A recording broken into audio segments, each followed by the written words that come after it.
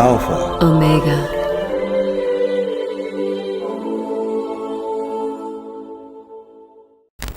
Thank you for joining us on Easter Sunday. Well, we have quite some things to share with you today, don't we, Leslie? Yes, in fact, a number of really amazing revelations will be revealed to you today. A lot of things coming up here. I am Bishop David Griffin, and I'm here together with Reverend and High Priestess Leslie McQuaid. Now, Leslie is both a Reverend and a High Priestess, as she is both an ordained minister, and at the same time, she is also a Wiccan High Priestess. And how that came to be is going to be an interesting story that Leslie will tell you today. As for me, I've been involved in esoteric studies for a very, very long time. And actually, the whole thing began for me when I was a kid. And growing up as a teenager, I began to realize that there must be more to Christianity than what I was experiencing. And it seemed to me that the message that we were getting in the Bible was only part of the story. Because we were hearing the message that Jesus was giving to the masses, but very little about what Jesus was teaching his disciples. Seems a little strange, doesn't it? What we would like to share with you today are a whole bunch of interesting things. Today is a very special day. In fact, it's a historic day. Today is a weird Easter, no? Very strange. For the Very. first time in almost 200 years, the egg celebration at the White House will not be taking place. Oh, that's so sad. It's tragic. It's tragic, and many, many other things. Believe it or not, there are today people who are being arrested for going to church. Well, if not arrested, ticketed. It's been going on for a week already. Folks, we are in a serious situation here. It's very serious, no, Leslie? It's incredibly serious. We are all under house arrest. We are involuntary prisoners in our own homes. Exactly. And there is absolutely no reason for it. This should show us just how quickly freedom can disappear. In fact, freedom can disappear very quickly. Look what happened to us. So fast, just because of a virus. Might not have even been a virus. Had they said it anyway, we would have all reacted the same. What we have shown here is just how quickly humanity will acquiesce and put up with totalitarianism. I mean, we are, for all purposes and effects, under martial law already, at least for now. Our ancestors would be absolutely horrified to see us in these conditions. Absolutely. It's really, really horrific what is happening to us. Now, you may ask, so what does all of this have to do with what we're doing here today? Well, we're here gathering today in a religious, spiritual service and webinar where we're going to be transmitting important information on Easter Sunday in the last remaining refuge where we can actually gather together today. I mean, that is not cool. Not at all. Here we are in cyberspace, which we all know is heavily censored already, and now it's taken away from us our ability to physically assemble, to gather together as a group, even to go to church on Easter Sunday. That is astonishing, the lack of freedom that we are now experiencing. About what a travesty it is that we can't gather physically today. That's right. And people are actually getting ticketed for going to church today. And we're talking about just how horrible it is that our freedoms are being trampled on the way they are. They've even announced that in certain areas of the United States, big box stores such as Walmart and Home Depot are going to have police checking people's carts as they exit to make sure they have not purchased any unnecessary items, or perhaps that they have purchased more items than they were allowed under rationing. This is in the UK that we saw that happening, but it could happen here, folks. Look how fast it happened with this virus situation that we find ourselves right now under house arrest, imprisoned in our own homes. That's basically what's going on. Can you believe that? On Easter Sunday, they're giving out tickets. There are towns giving out tickets for people going to church. People who have never even gotten a speeding ticket, 80-year-old little ladies who just go back and forth to the market and to church are getting these massive tickets and being threatened with jail time simply because they choose to go to a parking lot and sit in the isolated environment of their car to listen to the broadcast of their favorite preacher on their own radio. Exactly, because they're sitting in the parking lot of the church. They're not allowed to do that. I mean, they're following social distancing guidelines. Yes. Folks, what this shows more than anything is how precarious our freedoms are. They could be gone tomorrow like that. I think we're going to come out of this okay this time, relatively okay. But there are people, folks, that want to establish a totalitarian world government. Make no mistake. Make no mistake. And they would do anything to get to it. And our freedoms are in the way. This, it seems, was just a test run. People wanted to see what was going to happen, what's going on. How pliable we are, how willing we are to go along with the rules. How much we'll put up with it. How many people think it's fun to play disaster movie? Ooh. Look, here's someone, holistic vegan. A man in Manchester here in the UK was delivering food to his sick mother and was set up on by police. It's out of control. It's completely out of It's control. completely out of control. But folks, you know that this fits Christian prophecy perfectly. Now, whether this is the realization of prophecy or they have been scripting their world takeover attempt using Christian prophecy, which comes first, the chicken or the egg? But here we are, Right. where they actually are trying to take over, and they are trampling our freedoms today. And all of us are cowering in our homes afraid of a cold virus. Souped up cold virus is basically what it is. We've never been afraid of the flu. You know, this is just symptomatic. But today we find ourselves in a unique situation. I mean, absolutely unique. This is unparalleled in the history of mankind, the situation that we find ourselves in today. Now, those of you who have been with us for any length of time know that every single morning, Leslie and I are magically working for human freedom worldwide. Now you know why. We have seen this dark tide coming. We've been fighting against it. We've been trying to turn the Titanic around and get it away from the iceberg. Encouraging people to help us Right. lend their energy. Right, to the cause of human freedom. When our freedoms are so precarious, on the edge of a razor blade, and could be gone tomorrow. In fact, according to Christian prophecy, the Great Tribulation is coming. And it looks like it's upon us, folks. I mean, look around. Look around and look at what's happening. They're already experiencing the Great Tribulation in China. People are being Right. burned alive. Right.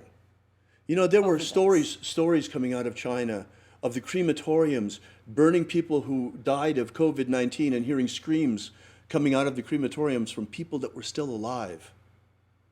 I mean, this is happening in the world today.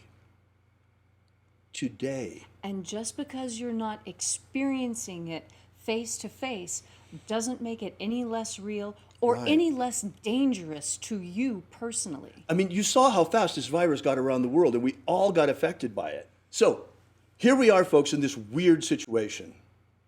It's absolutely bizarre. Very, very strange situation. Never heard from before in the history of mankind. The whole world is basically under house arrest. All of us. In one way or another. Half the world, but I don't want to exaggerate. Right. But pretty much. By one little virus. That was all the change that it took. Now you see how precarious it is. So now, folks, that's the reason why we chose today, Easter Sunday, to explain to you the true meaning of the rapture. The rapture, of course, we're talking about from Christian prophecy. Most Christians that think about the rapture imagine it as an event. Right. Now, how are they imagining that? If you think about it. It was described to me as people would rise up all at once, and there would just be a massive Yeah, all of these uplifting. people coming out of their graves and flying up to meet Jesus in the air.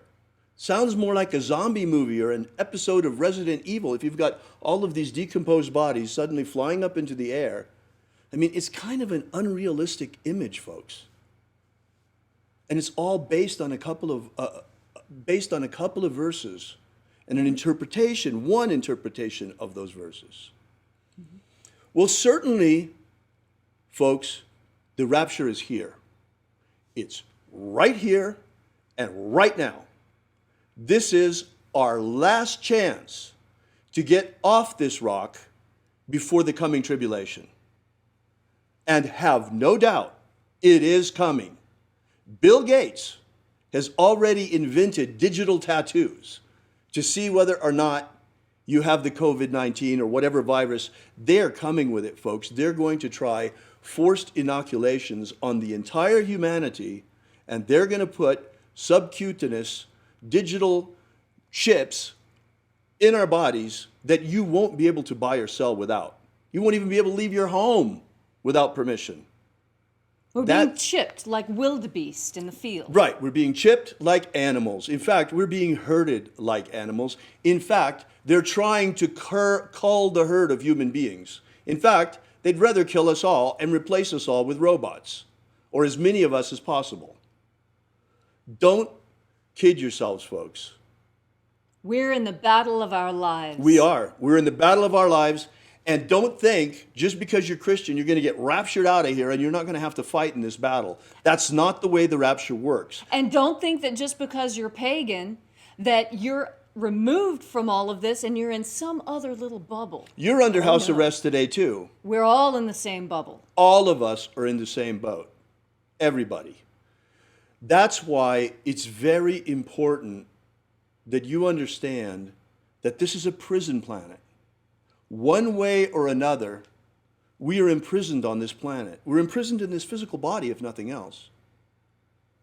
And it has always been through the history of mankind that there has been an elite controlling everyone else. What kind of freedom is in that? The freedom to obey. I don't choose that freedom. America has been a marvelous experiment in freedom, but even this, folks, and in fact, you know, Leslie and I have been doing this human freedom worldwide rituals every single day, but it's looking more and more like all we've been succeeding in doing is rearranging the deck chairs on the Titanic. Yes. So, of course we have to fight. We have to fight for human freedom worldwide, and we fight for it with all our magic and all our hearts. Yes. But at the same time, it is important to understand what the rapture really means. The rapture, folks, is not an event. It is a practice, a spiritual discipline that was left to us by Jesus of Nazareth in order to escape this prison. In fact, Jesus Christ successfully escaped, and he left the escape plans to us. We can get out of Alcatraz. Yes, we can. Now, well, who are the guards then? What's going on here? Who are we imprisoned by? What's happening here? Folks, if you take a look around, you will understand that this planet is invaded by demons. Entities from another dimension, from a lower dimension, that hate us. Desperately loathe us. They want us to be gone. And unfortunately, there are human beings and black magicians that are in league with them. Who, for some reason, appear to hate their fellow humanity. Well, they would rather have personal power and lord it over us. That is not going to work the way they think it is. Right. Not at all. Not at all. Not at all. So therefore, it's very important. If I had told you this any other Easter Sunday, you would say, ah, he's nuts. And there are people for sure that are watching this right now that are saying, ah, he's nuts. But you will see. With time, you will see. Yes. What matters is that it was never intended that we human beings should come back incarnation after lifetime back to this planet. That was never the idea. This is a garden of souls, folks. The earth is a garden of souls. This is our kindergarten. This is our childhood. This is the first stage of life for us. Every single human being, including you, has a divine spark inside. A spark of divinity that comes from the highest dimensions, inside light. There's a luminous spark inside each and every one of us that has the potential to blossom into a mature soul, a mature energetic body, into which we can project our consciousness at the moment of death, becoming consciously immortal and transcending to the higher planes. All of the great initiatic traditions of history have talked about this, folks. Yes. So what I want to talk about a little bit are a couple of books that many people are very, very familiar with, and most have read at least one of them. Right. The Tibetan Book of the Dead and the Egyptian Book of the Dead. Right. Now, what makes these two texts so interesting? Well, first, Jesus would have probably had access to the Egyptian Book of the Dead. Right. It was in existence at the time of his life. So too, the Tibetan Book of the Dead. And there are those who think that perhaps a journey was made at some point during the missing years of Jesus, and maybe he studied in India, maybe he studied in the East. There's no definitive proof of that we've found thus yet. That being said, there are amazing synchronicities between the Tibetan Book of the Dead, the Egyptian Book of the Dead, and the process of rapture. Folks, early Christianity did not look at all like it looks today. Things have changed over time.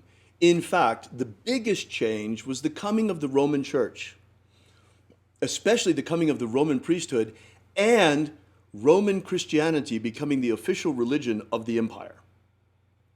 When that happened, it was just a question of years. Magic was forbidden throughout the empire. Imagine that. And in fact, they began to eliminate all trace of Jesus' magic from canon. Completely scrubbed. And people until today have been told that magic is evil. You would not believe it, folks. It is absolutely unreal. One would think that things have changed after 2,000 years.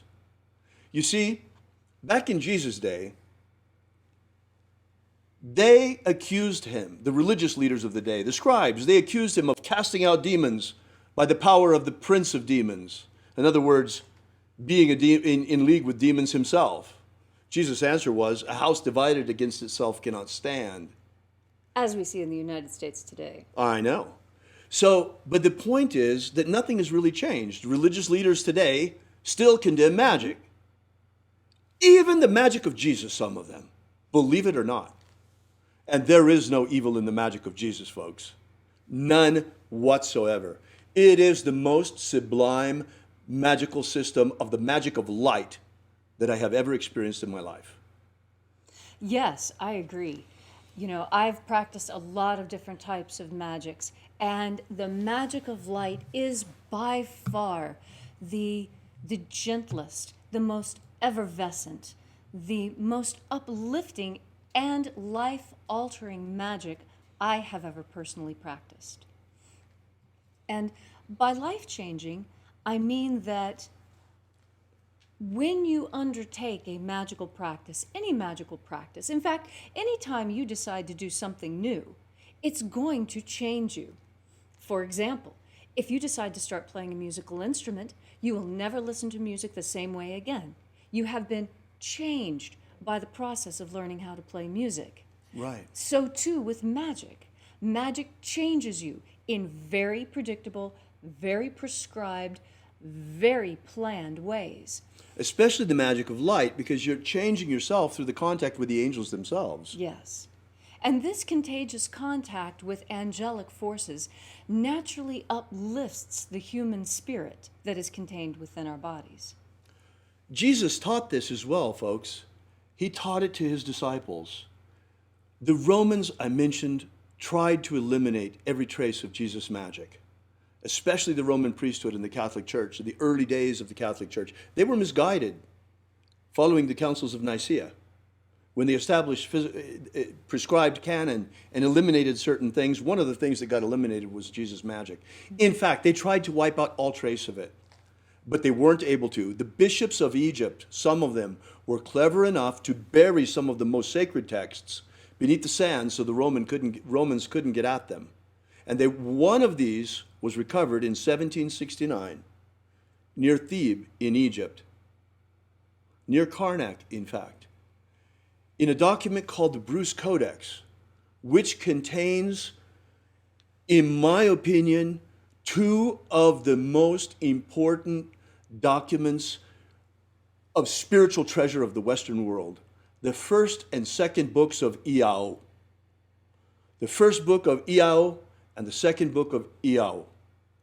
The first book of Iao contains the magic of the treasuries of light. That is what Leslie and I have been sharing with you now on a daily basis for almost 2 years now. Yes. Every single day, opening the treasury of light, a different treasury, and working our way through the entire system. And also doing some work with scrying on our own to get to know the system thoroughly. Mm-hmm. But the second book of Iao is even more interesting than the first. And this is why Leslie brought up the Tibetan Book of the Dead and the Egyptian Book of the Dead. Yes. Because, folks, I hate to be the bearer of bad news, but the earth is invaded by demons and we are riddled with them. Human beings also. It's like waking up and seeing what's going on this planet is like discovering you have termites in your house. You have to get rid of them. And this is the purpose of baptism. Mm-hmm. John the Baptist said, I baptize you with water, but he who comes after me, he will baptize you with fire and the Holy Spirit. Well, he was referring to Jesus' baptisms that are contained in the second book of Iao. Yes.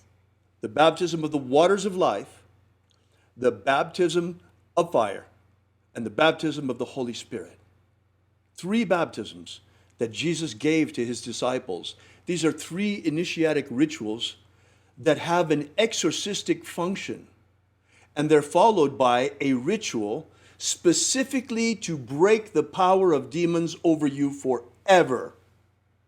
This is the whole point of Jesus' magic. This is what it's all about. It's about liberating ourselves from the demonic forces that have us today imprisoned in our own homes. And it's possible. So this is what the magic of Jesus is all about. And it's followed by the mystery of the forgiveness of sins.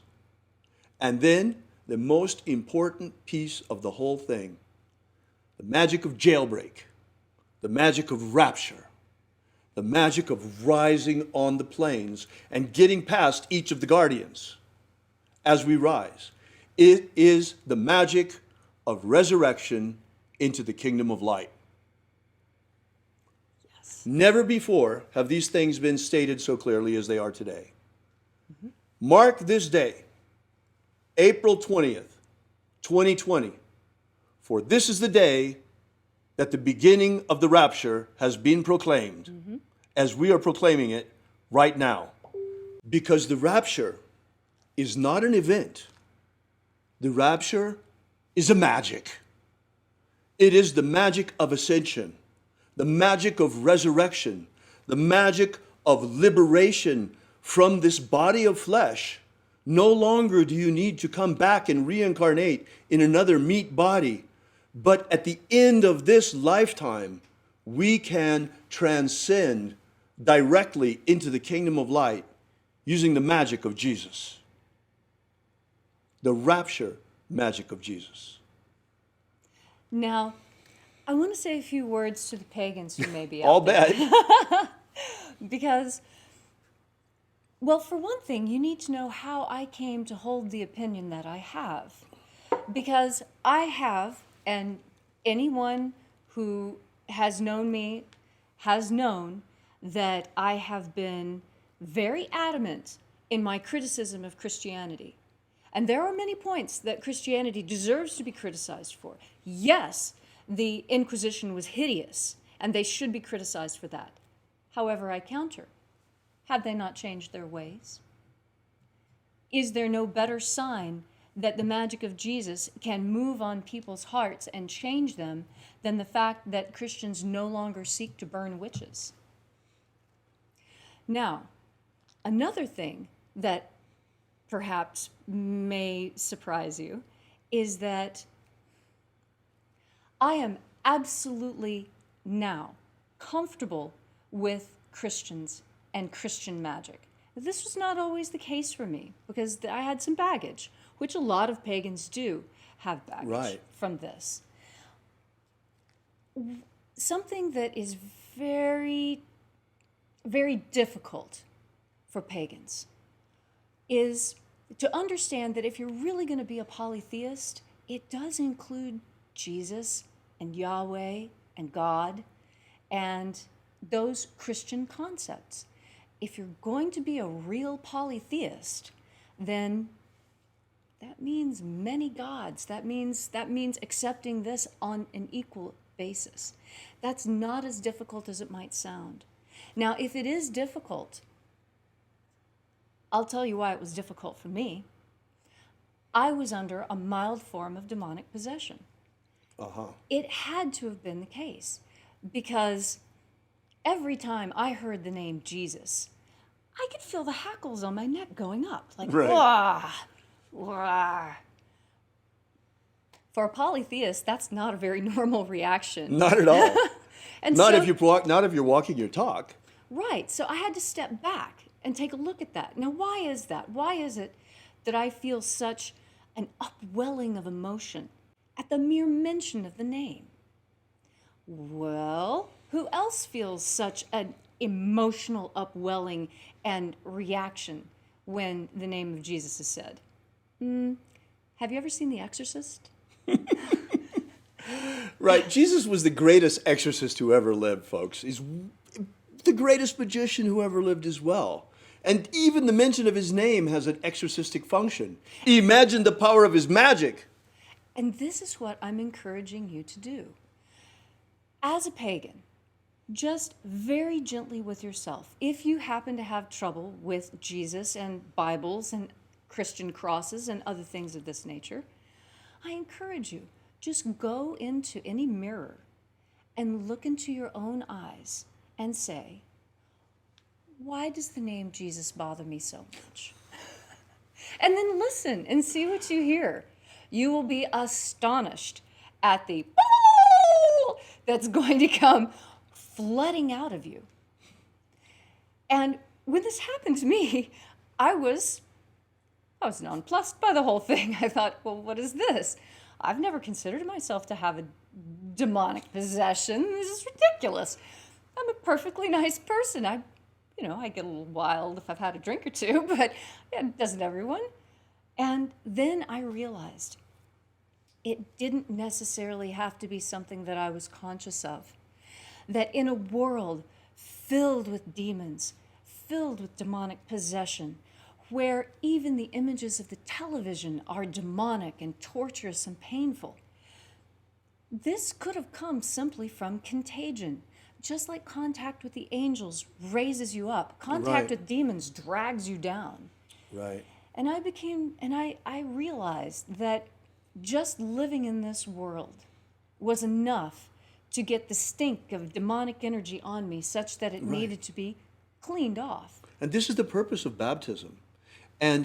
But don't kid yourself. Christian magic is not, or Jesus magic is not the only form of exorcism, by no means. No, the Tibetans have an incredibly effective form. Very wealthy. They've got the big purba that they use, and drums and horns. But all of the great initiatic traditions are concerned about banishing these demons. Also, shamanic traditions, dark shamanism that a lot of people don't want to talk about, where you use somewhat malevolent forces. That's war magic. Dark magic is, there's a war magic that can be used. But even shamans use depossession to pull out the negative entities. And how many ancient cultures believe that all illness, all human suffering, all sickness, all pain come from demonic infestation? In fact, that can be argued even today. Yes. In fact, we could say that we are right now, all of us, imprisoned in our home by demons. At least those who are possessed by demons. If it's viral demons or whatever you want to call them. Sure. Yes. You know? How many angels can fit on the head of a pin? How many demons can fit inside of a virus? It's an equivalent question. Right. So the question is, how do we get rid of them? And let's get rid of them. And that's what we're doing. We've been saying, cast out the demons every single morning. And there's more that can be done, and more and more and more. In fact, we're doing what we can already. Look, now you understand why it was so important that we put out the free ebook that we did. Was Jesus secretly a magician? The 3 lost baptisms of Christ. By the way, you can get that at our website. Let me put that up there for you. alphaomega.church. If you go there to alphaomega.church, you can download this ebook for free, and it's amazing. It will give you some history of Jesus as a magician, and the most important thing is that you can download in that ebook. We have published all 3 of the secret baptisms of Jesus that he used to baptize his disciples. The baptism of the waters of life, of fire, and the Holy Spirit. They're all there, folks. I suggest that you use them. You can self-baptize with them.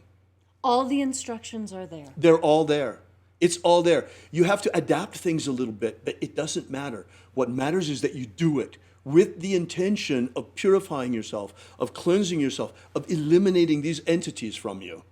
It will work. Remember, symbols are what they represent. Right. So as you are doing these baptisms on yourself, remember the symbols. That is what's going to help the most as you cleanse yourself of these negative entities. Right. It's important that you know to do this yourself and you practice it and you see for yourself so that to empower you as you. But still, it is important that the baptisms actually be conferred, and all will come in its due time. We had planned to begin the baptisms this year on the 24th of June. On St. John's Day. But as you can see, the demons had other ideas. Now, instead, we're all imprisoned in our homes. But I promise you this, the day will come when we are free to communicate baptism on the 24th of June, on St. John's Day. And we will begin to communicate the baptisms to those who would like to have them. As John baptized in the desert, so do we. There's a reason for that. Why did John baptize in the desert?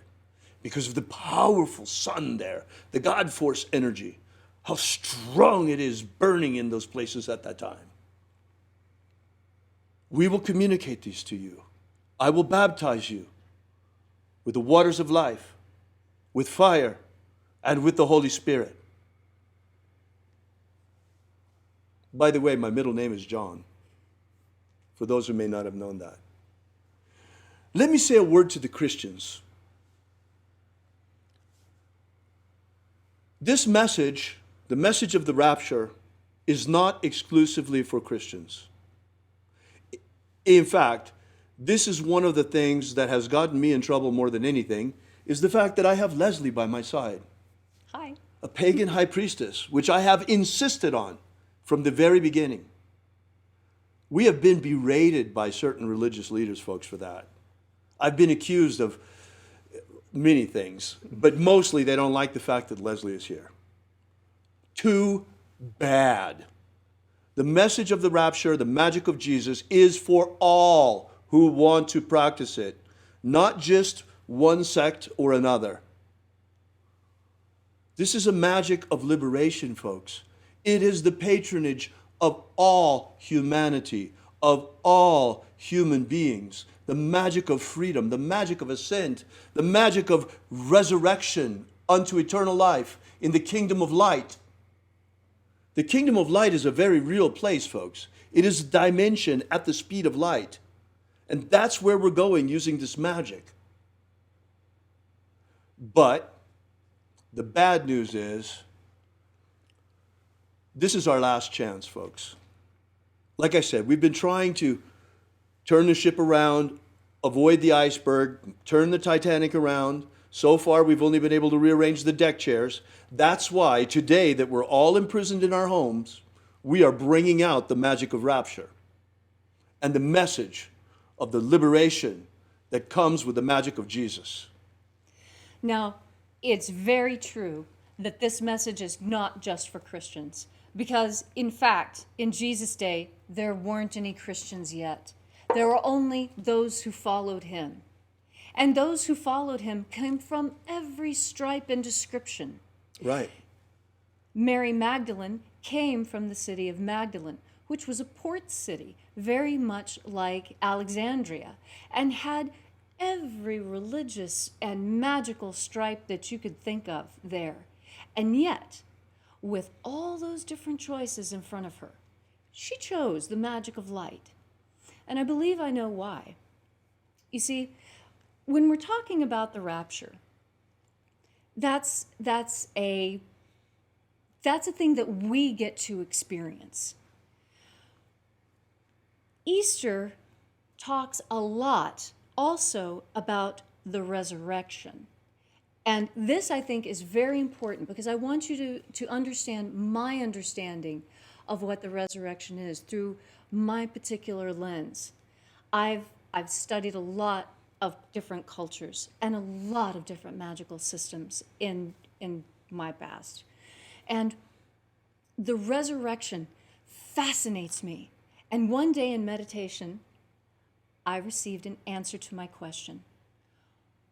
What is so important about the resurrection? I mean, it just seems like a strange story to me. For pagans, the most important idea, the thing that you really need to understand, is that it wasn't the cross, it wasn't the torture, it wasn't the moving of the rock after 3 days. It was the fact that he could leave his body at will and return, even when the body was, for all intents and purposes, physically dead. No discernible heartbeat, no discernible breath, no blinking, stick a needle in his eye, he doesn't flinch.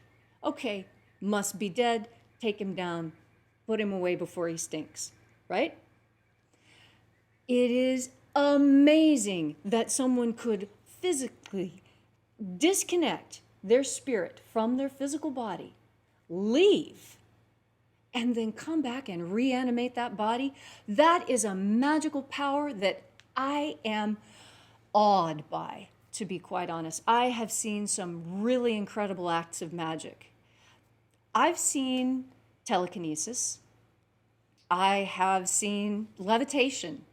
I've seen some really kind of startling, freaky things as well when I was hanging out with the Indians. But I have never seen anyone who has the ability to die and come back.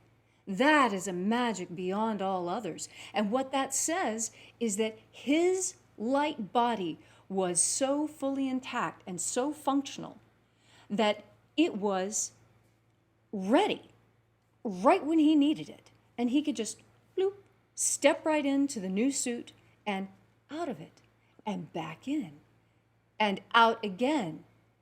And this is talked about in the Bruce Codex, how he was able to put on the robe of light. The robe of glory, exactly. He recovered his robe of light. You know, this story is quite amazing. And it's very important for the Christians out there to understand that Jesus' main message was not salvation. His message was abundant life, here and now. And you can have all the life you want. We call it God force energy. You just have to learn to assimilate it and shine it. This is the most important part of his message. And it's the part that Christianity today has lost, because the pastors of today, by and large, are but the blind leading the blind, as was the case in Jesus' day. In fact, many of them condemn the magic of Jesus itself, when it is the true magic of true salvation, the magic of transcendence, the magic of resurrection unto the kingdom of light, the magic of ascent into the luminous dimension inside the sun. And that's another thing, folks. Why is it that humanity still today apparently can only imagine life on other planets and not life in other dimensions? Why do we have to think that there could only be life on a planet in another solar system? Why not? Why can we not even imagine that the stars themselves are teeming with life? Life not like what we know, because it's a luminous life, not material. Right. We scrape together our pennies and send it to the government so that they can build these fabulous machines that carry them places to grab little samples of water and look and see, are there protozoa? Is there life? And all you need to do is open yourself up to the possibilities of life inside of stars, life inside of dimensions, multiple layers of life living on life in an amazing interconnected four-dimensional web, 5 dimensions. In fact, mathematicians have already proved that we live in a universe that is constructed on a structure of 11 dimensions. Wow. We have access to only 3, and peripherally of a 4th one. So why do we think we know what life is? Why do we think we know where it can be found? Those who practiced in the past ancient magics, in fact, had more knowledge of life in other dimensions than we have. Although that is changing. There's a very startling development. There are those who are experimenting with going into other dimensions through the use of hallucinogenic drugs and electrical wires. The problem with that is you don't have any roadmap, and you're just being dragged off to who knows what, and they run smack into these demonic clockwork elves. A lower dimension, because Right. the drugs are pulling them down. Right. Folks, all you really have to do is open yourself to the angels. They will come. And it's really wonderful when you're using the magic of light of Jesus, because the magic of the treasuries of light is astonishing in terms of contacting the angels. And once you contact them, the contagious contact with them, because they are reaching down to you from the kingdom of light, from the universe of light, from the luminous dimension inside the sun, and contact with them changes your energetic body, your nature, so that you become more luminous yourself. This is what the magic of light is all about, in all of its forms. Yes. Yes. By the way, something occurred to me when you were talking before, Leslie. Yes. You know, you're right. Yeah, okay, I get some grief because of the fact that I insist on including you. Oh, but you don't know how much grief I get for including him. I know it goes both ways. Hey, well, we're in good company, because guess what? Jesus got the same grief in his day for including Mary Magdalene. And she, I'm sure, got the same grief for hanging around with him. And she was one of his closest, if not the closest, disciple. And just for the record, no, she wasn't a prostitute. She was a free woman, unmarried. Right. And because she was a free woman, unmarried, in a time when most women her age already were married, that is why in the 1300s, preachers started describing her as a harlot, because in the 1300s, remember, now we're getting back into the Inquisition, now we have to Right. stamp down free women. Right. This is when she adopted that, when that moniker was given to her as part of the Inquisition. It was not even part of the ancient Council of Nicaea. Well, you'll be happy to know that in the first and second book of Iao, when Jesus is talking to his disciples, in fact, some of the most important interactions are with Mary Magdalene, who was one of the disciples. In fact, he called her his best disciple because she was able to grasp his message better than anyone else he taught. Right, right. So, you know, the fact that the magic of Jesus is back, folks, is a big deal. It's a huge deal. In fact, it is the second coming of Jesus' magic. Yes. And we're so lucky that it's back.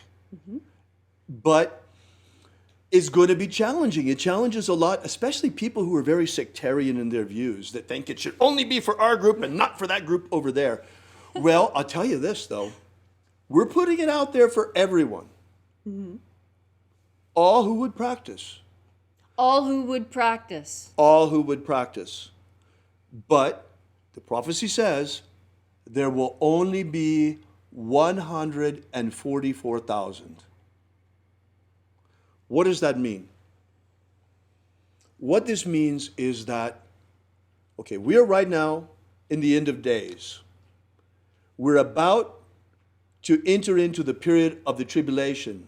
I think it's going to be postponed during our lifetimes. It will probably be the next generation. Because first, the rapture has to have its time. The time for this mission has to first exist so that we have the opportunity to practice. We have the opportunity to leave at the end of this incarnation. But this is the last chance. At the end of this incarnation, for those of you who decide, instead of to transcend and become the luminous being you are destined to become, if you decide to keep coming back, things are going to get worse, folks. It's a lot worse. It's not going to be... It's going to make the lifestyle of Upper Paleolithic mammoth hunters look like a picnic, okay?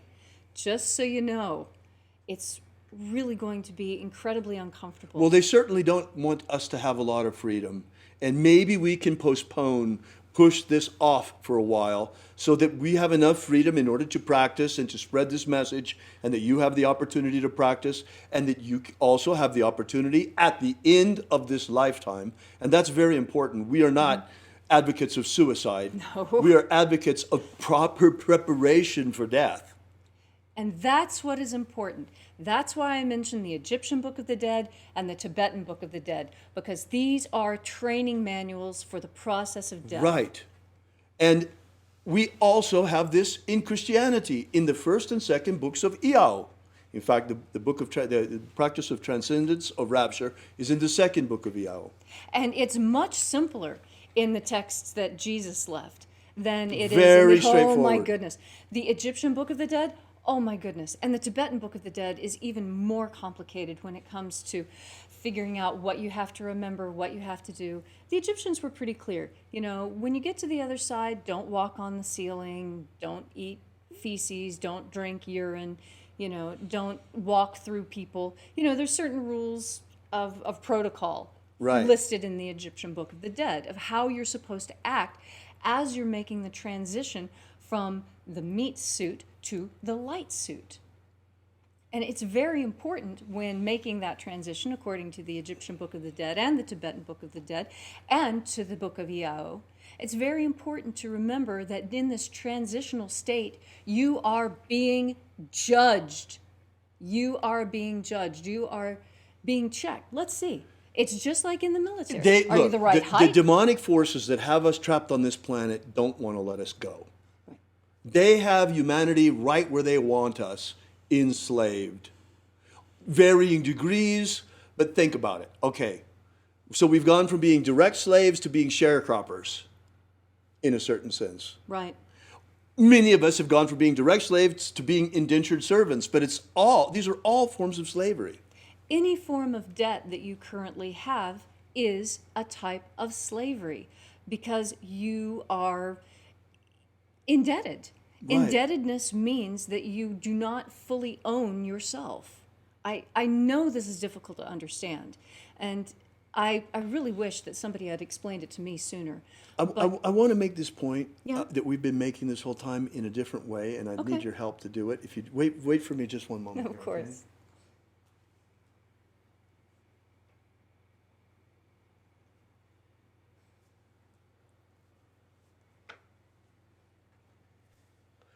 I think you've seen this before. Join me up here where they can see it too. Okay.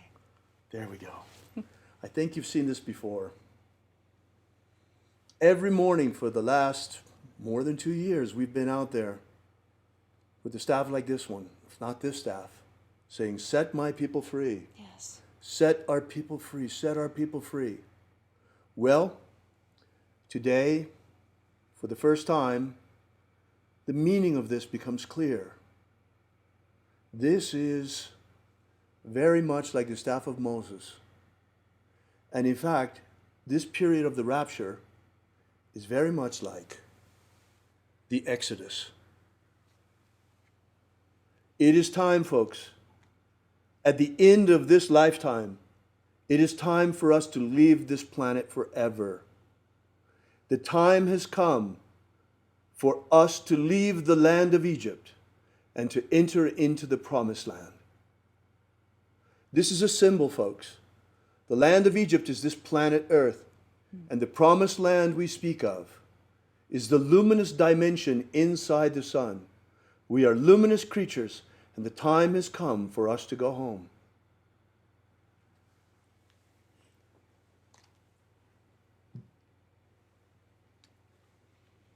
So we urge you, begin with the practice of the magic of Jesus. Join us in the mornings, daily, or on the restreams of our rituals. Vibrate the names of the angels with us. They will help you. They will guide you. They will help you to assimilate more God force day by day, day by day. Practice the baptisms. Yes. Practice the baptisms. Baptize yourself. Purify yourself with the intention of raising your consciousness and purging yourself of negativity and demonic entities and influence. And really do try it. Go to the mirror. Ask yourself if you have trouble saying the name of Jesus with a smile on your face. Find out why.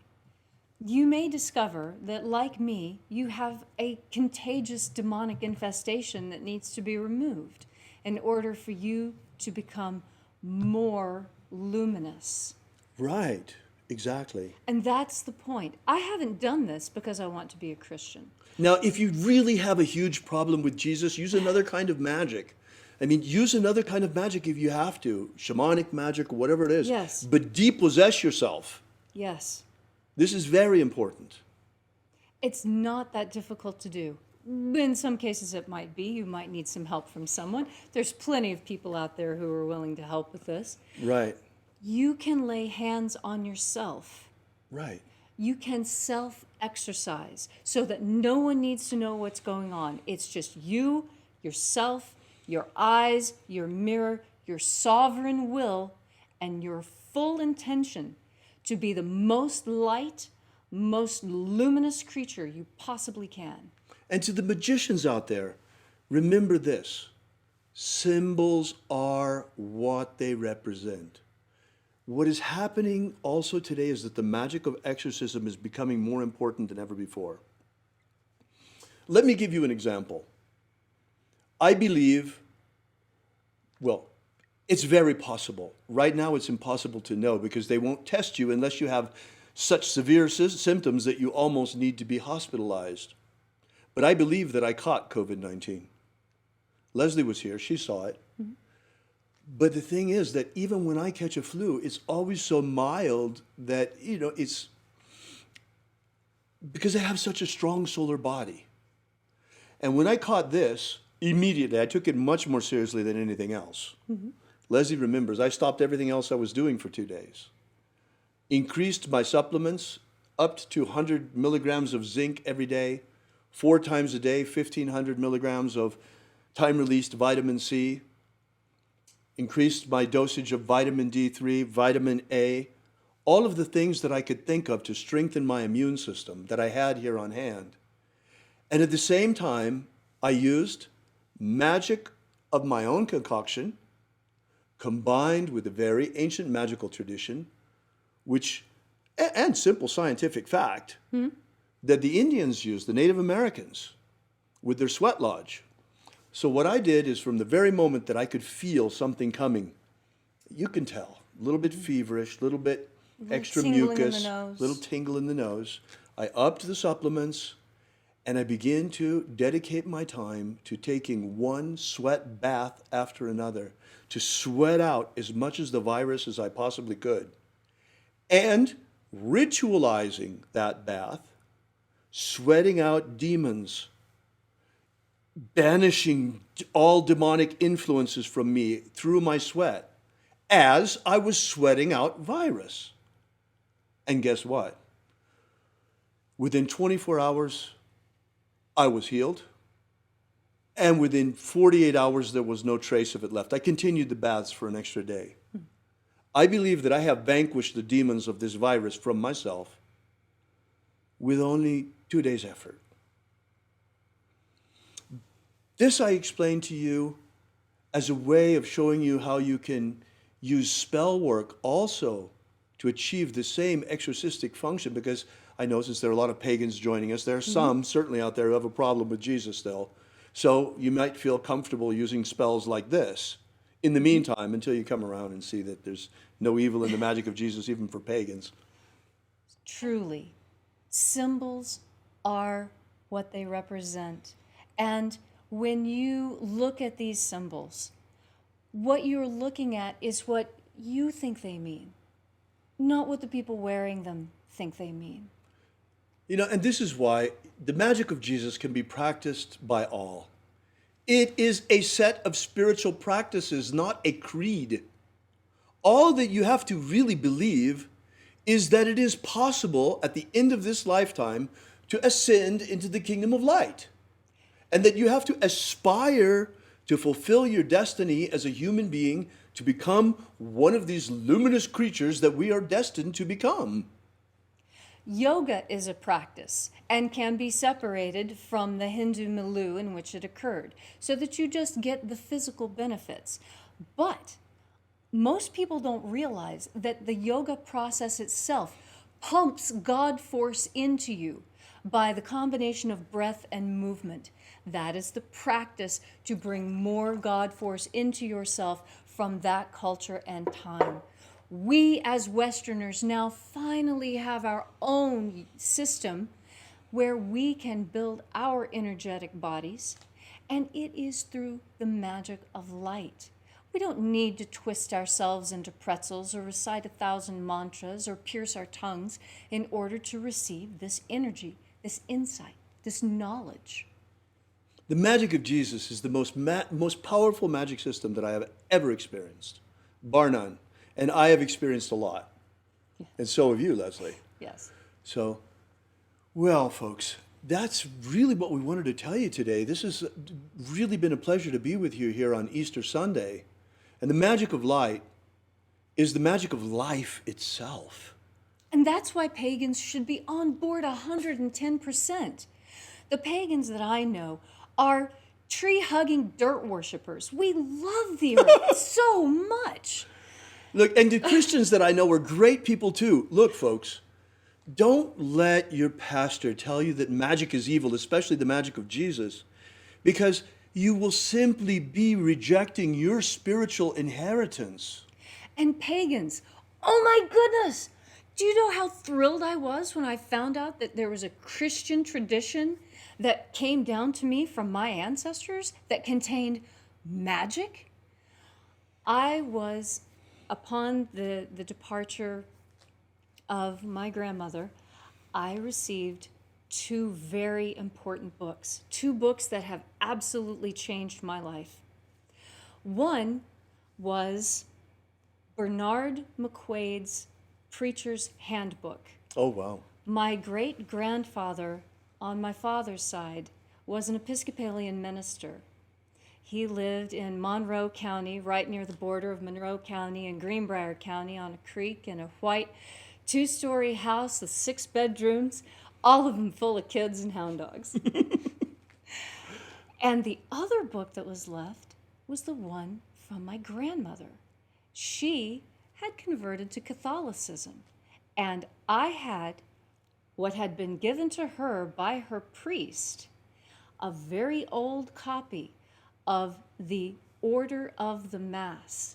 Wow. I have the consecration of bishops, how to perform a Catholic exorcism, the way the Catholic Mass is structured. It's in Latin, it's in English, side by side. And as I started going through it, and going through the other one, I realized, oh my goodness, these are books of shadows. These are spell books. And I went through and I started working some of the spells. And the magic that is contained there is every bit as powerful as anything I learned from Manny Two Feathers. It is strong magic, and it's our birthright. Most pagans that I know are converts. They were raised in a Christian house and they decided that Christianity wasn't for them, so they adopted a new faith. Well, I am here to tell you that it is time for you to take a look at that which you left behind, because Don't throw the baby out with the bathwater, folks. I think you missed some really good stuff. Now, do not listen to the preachers of the past. You know, religious zealotry is really a problem. Yes, I mean, it is. whether it's Islamic religious zealots or Christian religious zealots or pagan religious zealots. Or atheist all of zealots. these people that want to create these little boxes and exclude Right. everybody else. Well, look, folks, here we have got a magic of transcendence. We've got something of great value, of huge value, that is the patrimony of all mankind, and we can all use it to not have to come back to this dirt ball after we die. But this time, we go to the kingdom of light. We transcend. We're ready. We know how to escape. We know how to get past the barriers. Yes. That's the magic of rapture. That's what it's all about. And this transcends creed. Yes. That's the message. This is why you have a Christian bishop here standing next to a pagan high priestess, well, who is also a neo-Christian reverend. By the way, this is very important because, you know, Christianity has come to understand itself in a very particular way that is not completely harmonious with the magic of Jesus. And in fact, there are whole schools or aspects of Christianity that will certainly reject the magic of Jesus. But I've been a practicing neo-pagan for 30 years. I've practiced neo-shamanism. And when I looked at this system, Right, I couldn't see it as the Christianity that I remembered from my childhood. right. I could see vestiges of it. This is why we call it neo-Christianity. This is neo-Christian magic, folks. The magic of Jesus is neo-Christian. It's available to all. And I am perfectly comfortable with calling myself a neo-Christian, because what it means is that I have found the message of Jesus, the master magician, in a new way. Indeed.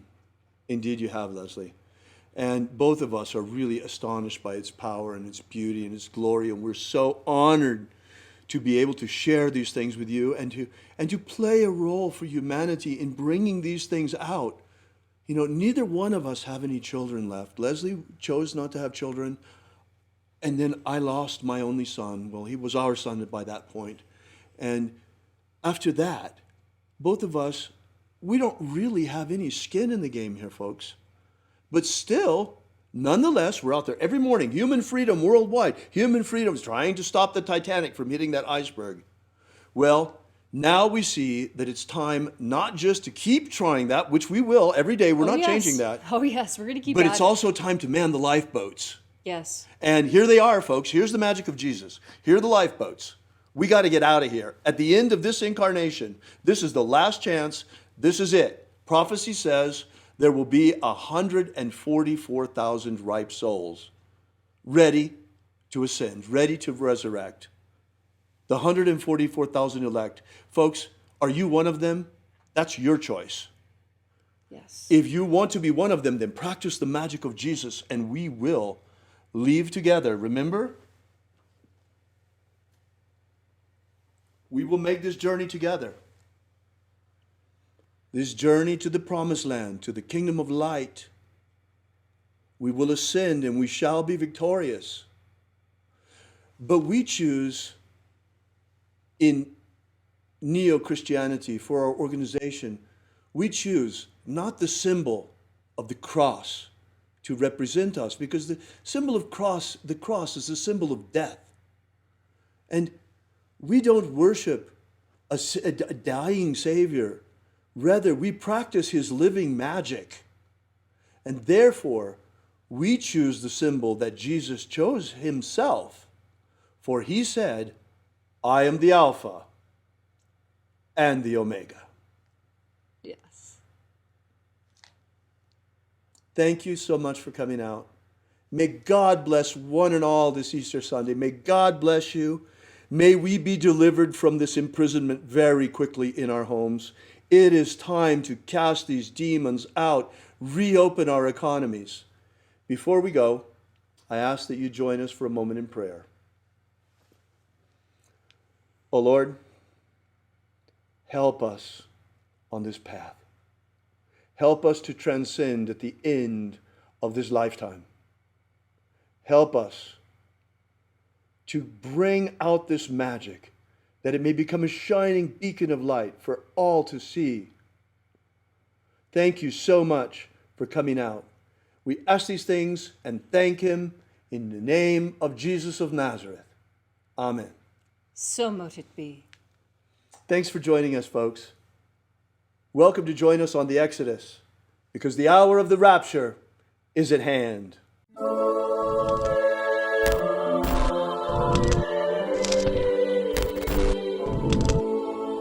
Alpha. Omega. Yesterday we released this brand new ebook, Was Jesus a Magician? Give you the basic background of the rediscovery of the lost books of Yahweh, how it happened, why they were repressed, why it is that the magic of Jesus was nearly destroyed and wiped from the face of the earth, and the miracle by which it survived. How we only have one precious manuscript of this ancient knowledge, and that's truly all there is left. Well, maybe in the Vatican they have it, but they're not about to give us that to fill in the little gaps that we've found.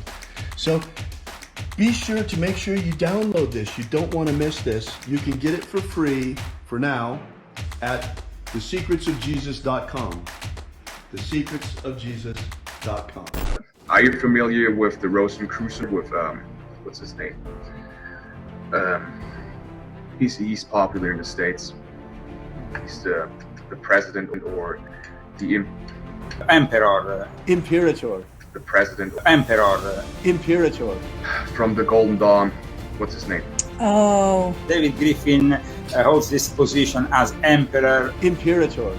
David Griffin. David Griffin. David Griffin. Dave the Griffin. David Griffin. Have David Griffin. I saw an email yesterday that he sent out about, there's a magical war going on. The Mage War. Demons of the infernal realm. All of them. There is really a magical war going on. The Mage War.